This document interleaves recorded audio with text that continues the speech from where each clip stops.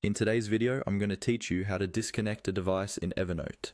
This is really helpful if you've signed in on a shared computer, upgraded to a new phone or laptop, or you're just hitting your device limit and need to free up a slot. I'll walk you through the process step by step in the web version of Evernote. First, open your web browser and go to the Evernote web app. Make sure you're logged into the account where you want to manage your devices. Once you're on the main Evernote screen, look toward the lower left corner. There, you'll see your account area, usually showing your profile name or initials. This is your account menu, and it's where you'll find the controls for your settings and devices. Click on your profile name or icon in that lower left section. When you click it, a small menu will appear. This menu gives you options related to your account, and from here you can get to where we need to go. Next, in that menu, find and click on the option labeled Settings. This will open a new page or panel dedicated to your account settings. Give it a moment to load if your connection is a bit slow.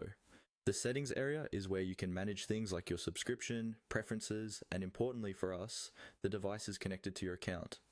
Once you're in the settings area, look for a section called Devices. This might be listed along the side of the page or in a menu within settings, depending on the current layout of Evernote's web interface. Go ahead and click on Devices.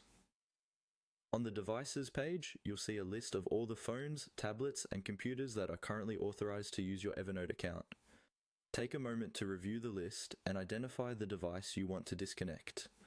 This is often labeled by the type of device and sometimes the browser or operating system. From here, you can select the device you no longer want connected and follow Evernote's on-screen option to remove or disconnect it. Once you do that, that device will no longer have access to your notes unless you sign in again.